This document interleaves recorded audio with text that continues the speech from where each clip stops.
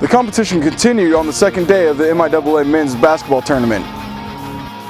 Our first game of the night, we saw the Washburn Ichabods take on the Fort Hays State Tigers.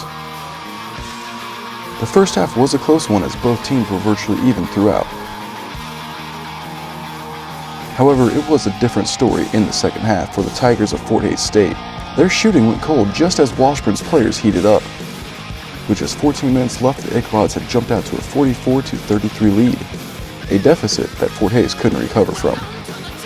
Washburn would go on to win the game 67-54, and Will McNeil led the Ichabods with 23.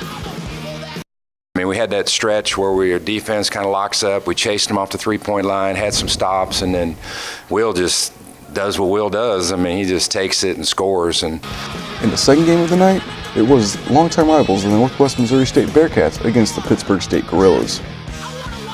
The Bearcats would jump out to a quick 15-4 lead as Pittsburgh State couldn't get anything to fall. But an 8-0 run would bring the Gorillas within 3.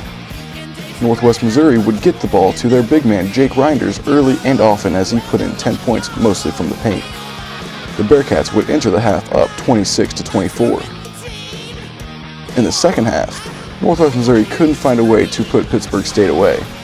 And just like the first round, Pittsburgh State would out-rebound the Bearcats to give them the edge. The Gorillas' Marky Nolan would earn a double-double in the matchup with 18 points and 13 rebounds, including an offensive rebound and 2-point putback to give the Gorillas the 55-53 lead in closing seconds. Northwest Missouri had a chance to tie the game at 56, but would miss the shot at the buzzer. And I thought our defense was about as good as it's been, and maybe even better than last night. I thought last night was pretty good, but when we needed stops and had to make plays, these guys came up big on the defensive end. Reporting for the MIAA, I'm Joe Kennard.